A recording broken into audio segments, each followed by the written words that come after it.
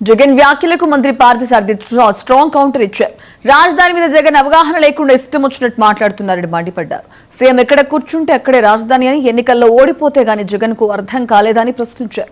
అధికారం పోవడంతో రాజధాని మీద జగన్ మాట మార్చారని ఎద్దేవా చేశారు. నదీ గర్భంలో రాజధాని కడుతున్నారని జగన్ అంటున్నారని, కేంద్రం ఆర్థిక సంస్థలకు తెలియని విషయాలు ఆయనకు తెలుసా అని ప్రశ్నించారు.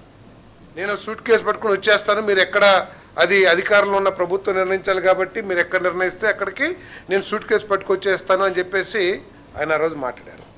మళ్ళీ సరే 5 సంవత్సరాలు రకరకాల ఇప్పుడు ఏదో అంటున్నారు, ఏదో హెచ్ఓడి ఎక్కడ కూర్చుంటే అక్కడికి, సీఎం ఎక్కడ కూర్చుంటే అక్కడ క్యాప్టెన్ అంటారు. అంటే చెట్టు కింద మనం కూర్చుంటే అదే మన ఇల్లా కదండి. ఎక్కడ కూర్చుంటే అక్కడంటే ఒక స్థానం అంటూ ఉండాలి కదా. మీకు కానీ నాకు కానీ మీరందరూ ఇళ్ల స్థలాలు అడుగుతున్నారు, ఇల్లు కావాలన్నారు. ఎందుకు ఒక స్థానం కావాలి ప్రతి ఒక్కరి కుటుంబానికి కానీ, ప్రభుత్వానికి కానీ, ఒక సంస్థకు కానీ ఒక స్థానం కావాలి. స్థానం లేకుండా ఎట్లా? సో 5 సంవత్సరాలు అటువంటి స్థానం లేకోకుండా ఆంధ్రప్రదేశ్ని ఆగమ్య గోచరంలో పెట్టిన జగన్మోహన్ రెడ్డి గారు అధికారం కోల్పోయిన తర్వాత ఏం మాట్లాడారు?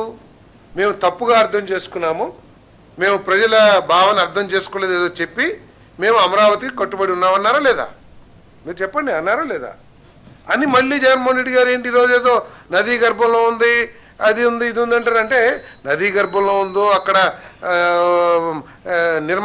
నిర్మాణ యోగ్యమో కాదు అనేది ఇక్కడికి వేల కోట్ల రూపాయలు ఇస్తున్న కేంద్ర ప్రభుత్వానికి, వేల కోట్ల రూపాయలు ఇస్తున్న అంతర్జాతీయ ఆర్థిక సంస్థలకి తెలియని సాంకేతిక పరిజ్ఞానం